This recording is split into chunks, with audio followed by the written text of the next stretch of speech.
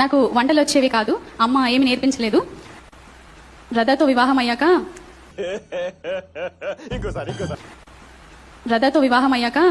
నాకు అర్థం కాలేదు సార్. నెమ్మదిగా అన్ని అర్థమవుతాయి కానీ దా కూర్చో. నాకు వంటలు వచ్చేవి కాదు, అమ్మ ఏమి నేర్పించలేదు.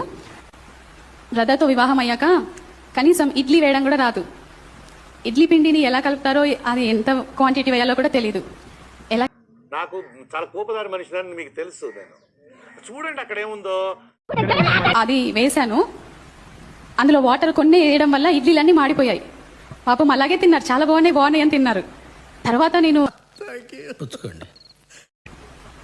ఇంకా ఏది చేసినా, చపాతీ చేసినా మాడిపోయేది, దోశ వేసినా మాడిపోయేది, అన్నం వండినా, కర్రీ చేసినా అన్ని మాడిపోయేది. సాల్ట్ ఉన్నదే కళ్ళల్లోంచి కామం గారిపోతుంది, కవర్ చేసుకోరా కదా. కరెక్టే, కళ్ళజోడు పెట్టుకుని కవర్ చేస్తాను.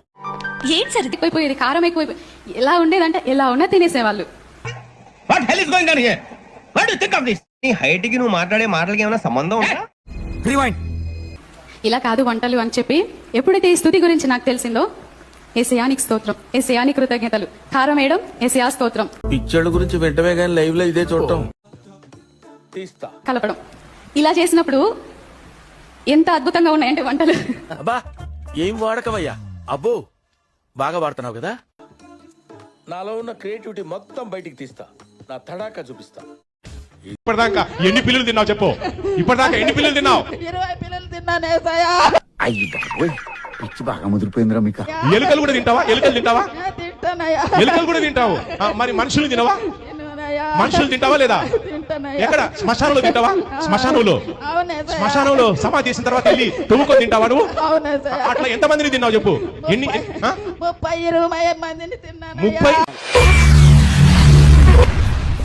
ఏమిటండి మీరు మాట్లాడేది? రక్తం తాగుతుండేనయ్యా. నువ్వు రక్తం తాగుతావా? ఏ రక్తం కావాలి? పిల్లల రక్తమా, లేకపోతే పురుష రక్తమా, స్త్రీ రక్తమా? ఏ రక్తం కావాలి? నా పిల్లల రక్తము, నాకు పుట్టిన రక్తము, నా పిల్లల రక్తమే తాగుతుండనయ్యా. ఈ దయ్యానికి ఏంటంటే రక్తదాహం, పిల్లుల్ని తింటదంట. మన శ్మశానంలోకి వెళ్ళిపోయి సమాధి పూర్వేస్తారు కదా.